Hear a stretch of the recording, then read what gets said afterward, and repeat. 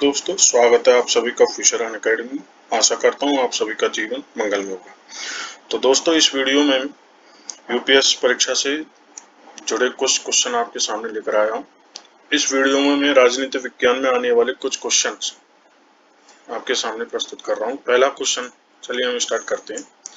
पहला क्वेश्चन है आपके सामने, संसद के संबंध में प्रधानमंत्री द्वारा निम्नलिखित में से किन किन शक्तियों का उपभोग किया जाता है। ऑप्शन ए, वह किसी भी समय लोकसभा को भंग कर सकता है। ऑप्शन 2, राष्ट्रपति उसकी सलाह पर संसद के मंत्रियों को आहूत करता और सत्रावसान करता है। नीचे दिए गए कूट का प्रयोग कर सही उत्तर चुनिए। नंबर 1 केवल 1, नंबर 2 केवल 2, तीसरा ऑप्शन 1 और 2 दोनों, डी ना तो 1 ना ही 2। तो बताइए इसका आंसर क्या होगा। इसका आंसर होगा बी, क्योंकि ऑप्शन 1 इसलिए गलत है, प्रधानमंत्री लोकसभा को भंग नहीं कर सकता, यह अधिकार सिर्फ राष्ट्रपति को है। दूसरा क्वेश्चन, निम्नलिखित कथनों पर विचार कीजिए। संविधान दिल्ली के सर्वोच्च न्यायालय की पीठ के रूप में घोषित करता है। संविधान भारत के मुख्य न्यायाधीश का सर्वोच्च न्यायालय की पीठ के रूप में अन्य स्थान या स्थानों को नियत करने के लिए अधिकृत करता है।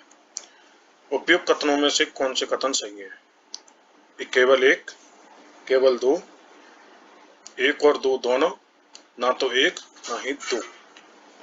इसका आंसर है दोस्तों सी, 1 और 2 दोनों। तीसरा क्वेश्चन, राष्ट्रपति द्वारा निम्नलिखित में से किन किन न्यायालय या न्यायालयों में न्यायाधीशों की नियुक्ति के मामले में भारत के मुख्य न्यायाधीश से परामर्श किया जाता है। नंबर 1 सर्वोच्च न्यायालय, नंबर 2 उच्च न्यायालय, नंबर 3 अधीनस्थ न्यायालय। नीचे दिए गए कूट का प्रयोग कर सही उत्तर चुनिए। इसके ऑप्शन दे रखे हैं, केवल 1 और 2, केवल 1, केवल 1 और 3, केवल 2 और 3। इसका आंसर है केवल 1 और 2। चौथा क्वेश्चन, निम्नलिखित में से किन किन माध्यम या माध्यमों के प्रभाव स्वरूप भारत में कार्यपालिका पर संसदीय नियंत्रण कम हो जाता है। इसमें ऑप्शन है, नंबर 1 गिलोटिन, नंबर 2 प्रत्यायोजित विधायन, और तो इसमें आंसर होगा केवल 1, केवल 1 और 2, केवल 2 और 3, केवल 1, 2, 3। तो चलिए दोस्तों, इसका आंसर होगा 1 और 2। पांचवा क्वेश्चन, भारत में स्थानीय शासन है संघ सूची के अंतर्गत एक विषय, समवर्ती सूची के अंतर्गत एक विषय, राज्य सूची के अंतर्गत एक विषय, संघ की अवशिष्ट शक्तियों के अधीन एक विषय। तो इसका आंसर है दोस्तों राज्य सूची के अंतर्गत एक विषय, क्योंकि राज्य स्थानीय शासन के लिए कानून अपने स्वतंत्र तरीके से बना सकता है। चलिए दोस्तों, छठा क्वेश्चन हम करते हैं। निम्नलिखित में से किन संसदीय समितियों की अध्यक्षता लोकसभा अध्यक्ष द्वारा की जाती है। लोक लेखा समिति, कार्य मंत्रणा समिति, आचार समिति, नियम समिति, सामान्य प्रयोजन समिति। नीचे दिए गए कूट का प्रयोग कर सही उत्तर चुनिए। इसमें ऑप्शन दे रखे, नंबर 1 केवल 1 और 3, दूसरा ऑप्शन है केवल 2, 4 और 5, तीसरा ऑप्शन है 1, 4, 5, चौथा ऑप्शन है केवल 2 और 3। इसका आंसर है दोस्तों केवल 2, 4 और 5। 2, 4, 5 कैसे, कार्य मंत्रणा समिति, नियत समिति, सामान्य प्रयोजन समिति। 7वें क्वेश्चन पर आते हैं। निम्नलिखित कथनों पर विचार कीजिए। मंत्रिपरिषद का परामर्श राष्ट्रपति के लिए बाध्यकारी होता है। भारतीय संविधान एक मंत्री के विधिक उत्तरदायित्व की प्रणाली का प्रावधान करता है। उपयुक्त कथनों में से कौन सा सही है। ऑप्शन 1 केवल 1, ऑप्शन बी केवल 2, ऑप्शन सी 1 और 2 दोनों, ऑप्शन डी ना तो 1 ना ही 2। तो इसका आंसर है दोस्तों केवल 1। चलिए दोस्तों, 8वें क्वेश्चन पर चलते हैं। उच्च न्यायालय के न्यायाधीश के संबंध में निम्नलिखित कथनों पर विचार कीजिए। राष्ट्रपति की अनुशंसा पर राज्यपाल द्वारा उसे उसके पद से हटाया जा सकता है। नंबर 2, वह राष्ट्रपति को लिखित संविधान के माध्यम से त्यागपत्र दे सकता है। उपयुक्त कथनों में से कौन सा सही है? ऑप्शन ए केवल एक, ऑप्शन बी केवल दो, ऑप्शन सी एक और दो दोनों, ऑप्शन डी ना तो एक ना ही दो। इसका आंसर है दोस्तों केवल दो, यानी कि वह राष्ट्रपति को लिखित संविधान के माध्यम से त्यागपत्र दे सकता है। तो चलिए दोस्तों 9वें प्रश्न पर हम चलते हैं। निम्नलिखित में से कौन मंत्रियों को पद और विभाग आवंटित करता है, यानी कि विभाग और पद को आगे बांटता है? नंबर 1, प्रधानमंत्री के परामर्श पर राष्ट्रपति, कैबिनेट सचिव, संसदीय मामलों की समिति, डी ऑप्शन दे रखा है इसमें कैबिनेट की नियुक्ति समिति। तो इसमें हमसे क्वेश्चन पूछ रहा है कि कौन मंत्रियों को पद और विभाग आवंटित करता है? तो इसका आंसर है दोस्तों प्रधानमंत्री के परामर्श पर राष्ट्रपति। तो चलिए दोस्तों 10वें क्वेश्चन पर हम चलते हैं। भारत के संविधान के संदर्भ में निम्नलिखित युग्मों पर विचार कीजिए। तो ये 10वां क्वेश्चन आपके सामने जो दे रखा है दोस्तों, इसमें हमें विषय दे रखा है और ये दे रखी है सूची, और विषय को सूची से मिलाना है। तो नंबर 1 दे रखा है साइबर कानून, साइबर कानून दे रखा है इसमें संघ सूची। नंबर 2 कृषि राज्य सूची, तीसरा ट्रेड यूनियन समवर्ती सूची। तो आपको बताना है इसमें से कौन सा सही है कौन सा गलत है। ऑप्शन दे रखे हैं आपके सामने। नंबर 1 केवल एक, नंबर 2 केवल 2 और 3, नंबर 3 1 2 और 3, नंबर 4 उपयुक्त में से कोई नहीं।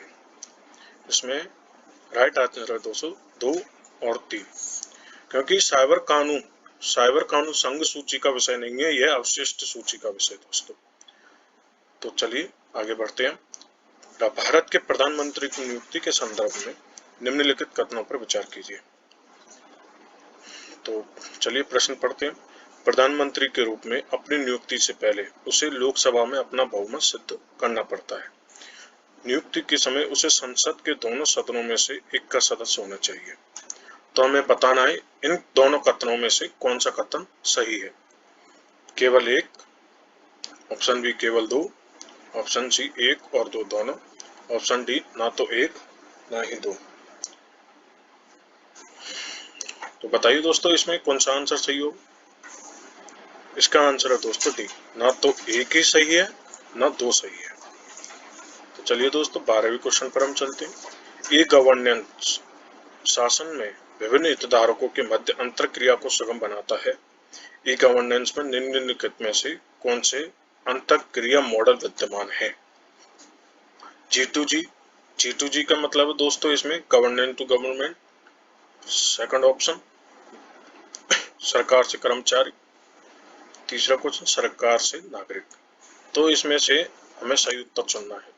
पहला ऑप्शन दे रखा है केवल दो, दूसरा केवल एक, तीसरा केवल एक और तीन, तीसरा है चौथा है एक दो और तीन।